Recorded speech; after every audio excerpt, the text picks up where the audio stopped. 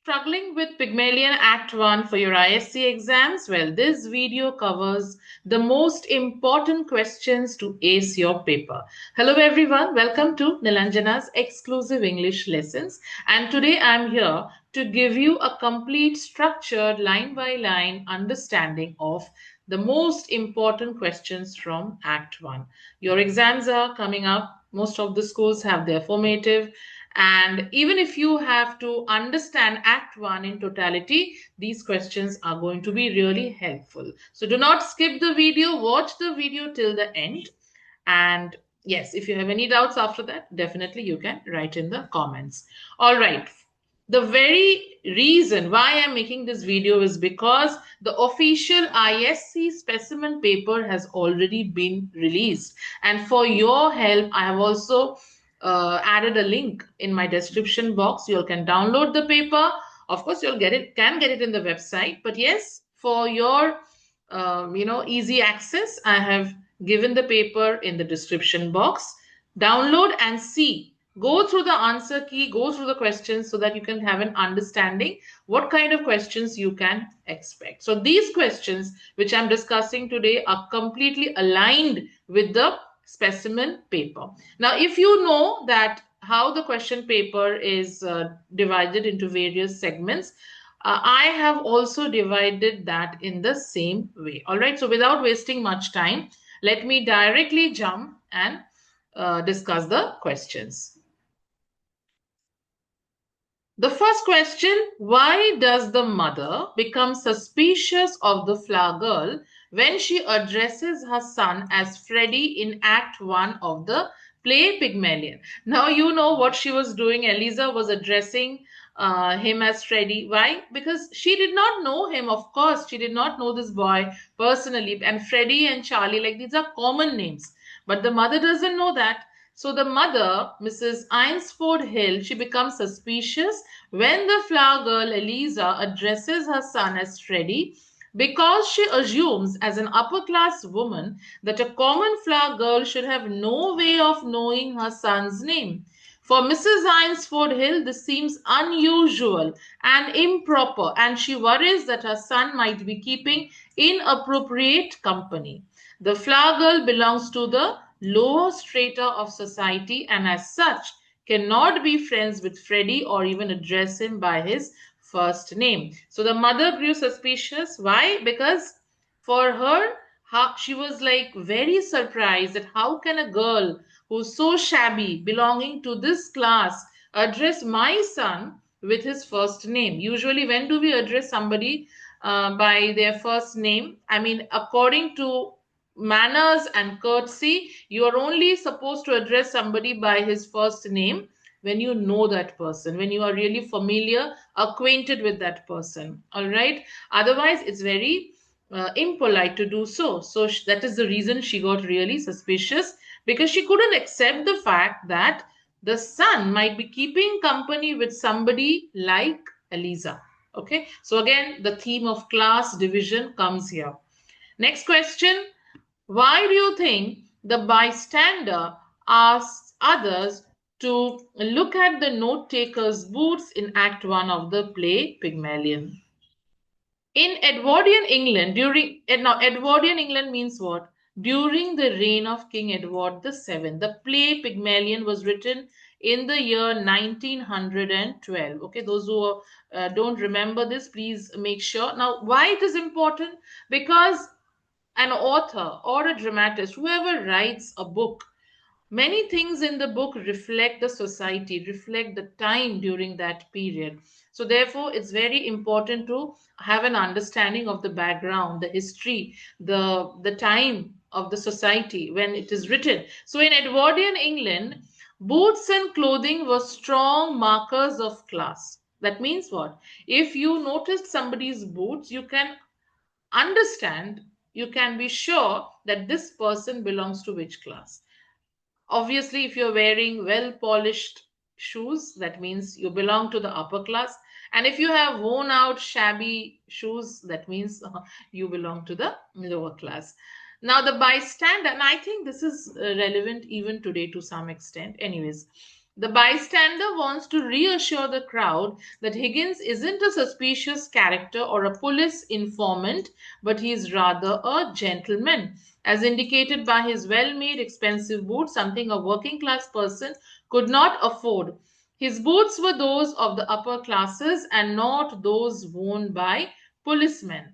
The bystander draws attention to his boots as they were markers of his identity.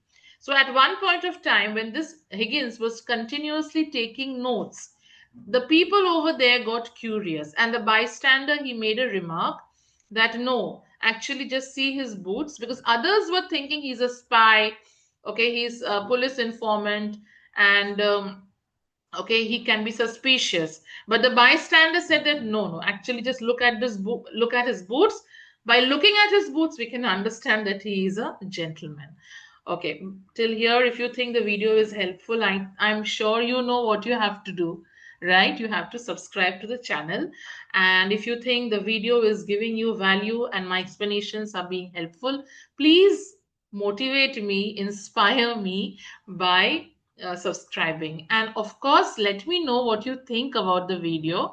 I mean, you don't have to write good things also. You can let me know whatever way you feel. If you need more help, or if you need any kind of feedback, please let me know that in the comments, so that I understand and I can align my videos according to your requirement. Okay, and yes, if you think it's good enough, please give a like and share it with somebody who may need the explanation. All right. What does Freddy's inability to catch a taxi in Act 1 of the play Pygmalion tell you about him? Now, Freddy was not that smart, okay? He was not that street smart. This is what I'm trying to say. He was not at all street smart or assertive. He actually fails at practical tasks. And in the play, also, if you see, read it carefully, he is quite overshadowed by his strong willed female relatives. Means what? His mother and sister. Okay, so his mother and sister, they were like trying to dominate him, and they also don't even appreciate his efforts. That this boy is going out in the rain trying to get a cab for them, but they don't recognize that, and rather they start criticizing him for his incompetence. So, characteristics of Freddy. Now, this question can also come as character of Freddy. So, you can write the same points. He's not street smart, he's not assertive. His outsider status is emphasized. That means what? He tries, but he's unsuccessful. And eventually, he's outmaneuvered by Eliza. What does this mean? Outmaneuvered means Eliza proves smarter than him. She's more resourceful. She's a street smart flower girl. Why? Because she takes the taxi he finally finds. There's a contrast in the characters. On one side, we have Freddy, who belongs to the genteel class, like the upper class British society. On the other hand, we have Eliza. She is coming from a very low social strata. But still, Freddy, even though he's privileged, he has a very ineffectual upbringing, ineffective, of no use. So the scene portrays Freddy as a well-meaning, but he's very passive, very inept. You can use these adjectives. Inept means somebody who's very clumsy. He can't do things properly. And it serves as a comic foil to Eliza's initiative and resilience. Let's move to the next question.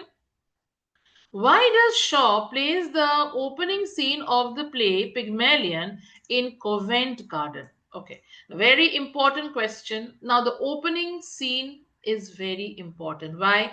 We get to see a mixed bag of characters. Most of the people, they come from various social strata. Different kinds of people, they come together. This play shows how society was divided into different classes during that time. Each person has a different pronunciation, because if you remember how Higgins, the moment he was hearing the way they were speaking, he could immediately decipher from where he belonged to. And it also helps us to see the differences between rich, poor people, and how they talk, how they dress, and how they act. Okay, so Covent Garden is the first place where everybody meets. Also, it introduces the main problem of the play. Why? Because this is the place where all the important characters, major characters, they meet, as well as the minor characters. Who are the major characters? Eliza, she's a poor flower girl. She meets Professor Higgins, he's a phonetician. Also Pickering, he's also a phonetician, and they are all upper class gentlemen. So this meeting starts Eliza's big change, because slowly and slowly we come to know how she is going to get transformed into an upper class girl and how Higgins takes the challenge. We also meet the minor characters, Freddy's mother, sister, and also we understand how people of that social class they behave, how they have a condescending attitude towards people of the lower class. Okay, now we come to the next question. Till here, we were doing the short answer questions. Okay, now short answer questions, you have to. Now, as I said, that this can be even reframed, rephrased into a different question. But if you know the points, you're sure how to write. Okay, now we come to the 5 marks questions. Okay, now the 5 marks question pointers will be given.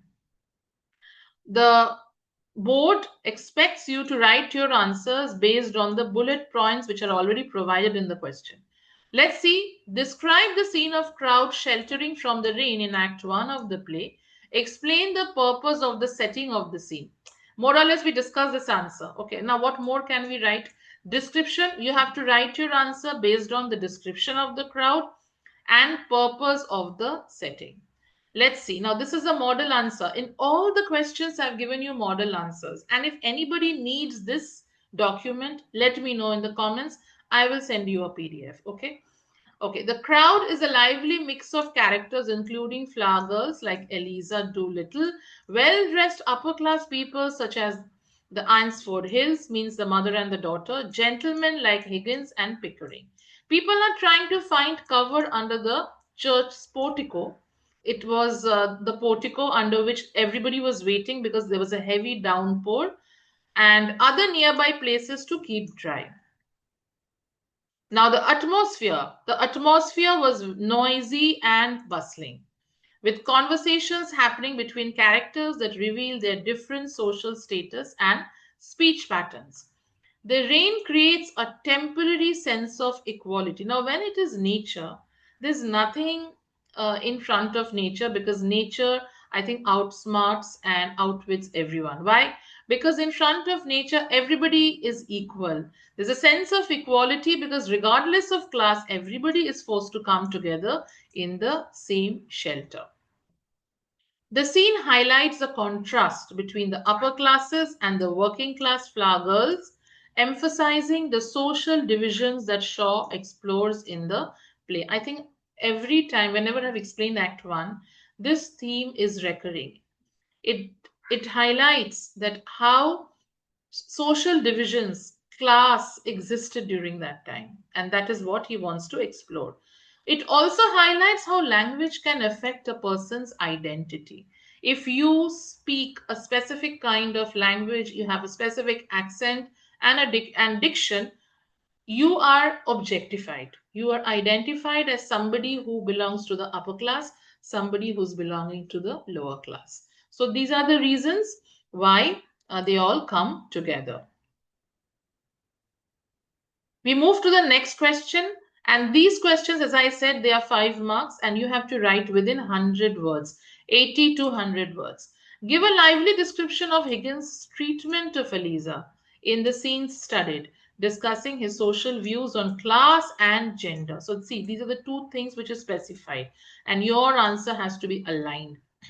And you will write the answer based on the words and language used by Higgins. Also, okay, so this is how you're going to write. In Act 1 of Pygmalion, Higgins treats Eliza with a mix of objectification, rudeness, and dominating control, reflecting his view of her primarily as a subject for his phonetic experiment rather than as a person. If you remember, Higgins always treated Eliza like an experiment. Okay, he also snubs her whenever she tries to show any emotion. She's crying at one point of time. He has no sensitivity towards her. He regards her as a creature. Now these are the quotes. Also, somebody who has curbstone English, whom he can transform into a lady by changing her speech and manners. Higgins is also rude when he shows feelings, indicating his insensitivity to her as a human being. His behavior is dismissive, treating Eliza in a condescending manner. Now, what about gender? When it comes to gender, Higgins is also controlling. He tries to control her behavior, and he's quite patriarchal in his approach, seeing Eliza as someone to be molded and directed rather than as an equal partner. So, these are the points you have to write. The next question is, draw a comparison between Higgins and Pickering with reference to Act 1. This question can also come with reference to Act 1 and 2. Since we have not done Act 2, I'm not going into that.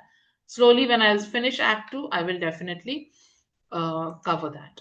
Now, Colonel Pickering and Higgins, they are both phonetician. They are both dealing with phonetics, but they are completely in contrast to one another when it comes to behavior. Higgins is boorish, rude, arrogant, and on the other hand, Pickering is gentle. He's very patient, and he's as I said, completely contrast to his character.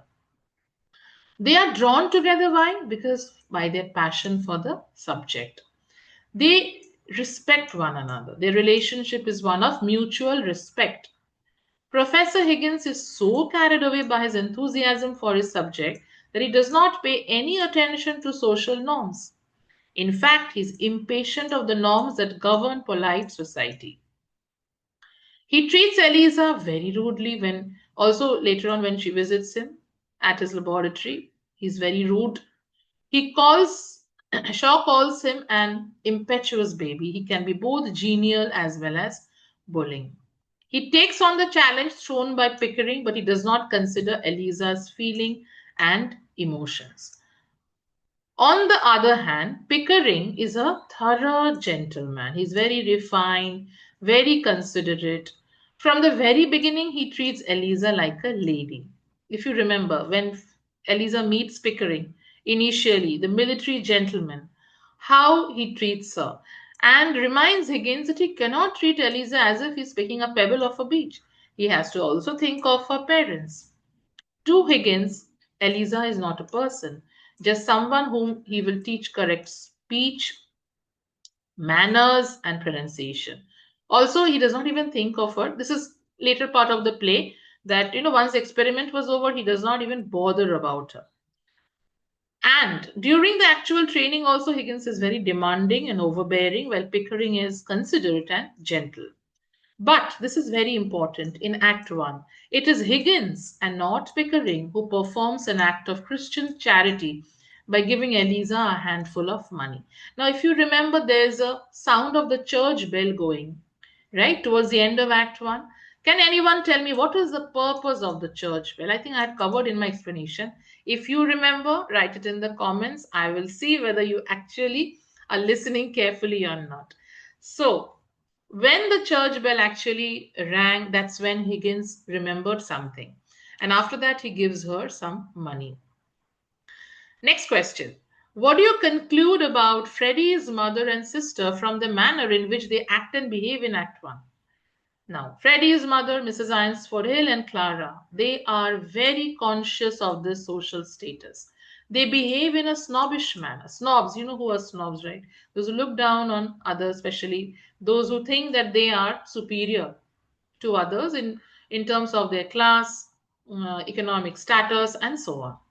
Mrs. Eynsford Hill's suspicion of Eliza when she calls Freddy by his name shows how much she cares about maintaining the strict social boundaries. She cannot afford to accept the fact that Freddy is keeping company with girls of her kind.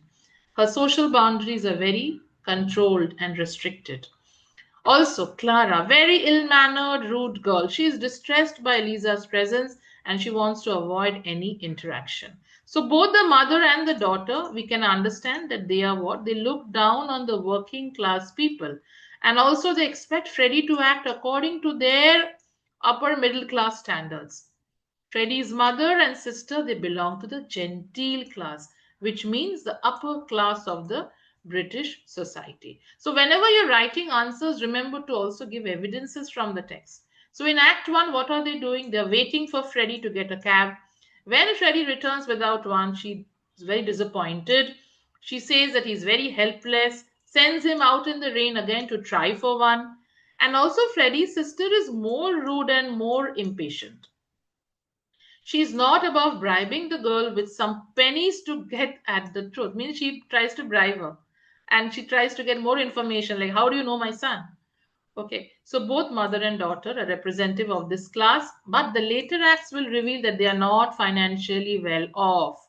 Okay, this is a twist and so exist on the fringes of the polite society. So what बोलते हैं ना जो दिखता है वो बिकता नहीं है. So this is more like that. What they are showing, they are actually not. Okay, and also she's rude to Higgins. This is Clara. She's quite rude when he notes down her pronunciation of pneumonia and identifies her origin in London as Epsom. Okay, so let's move, and that's the last question.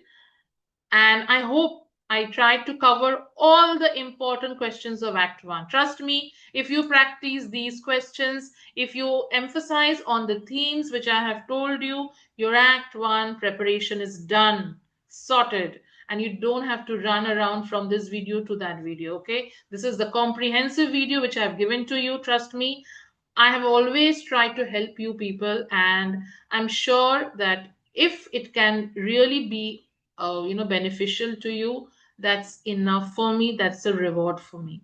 So yes, kindly support the channel. Stay with me, stay connected, and let me know what you feel. Okay. Thank you so much, and have a beautiful day ahead.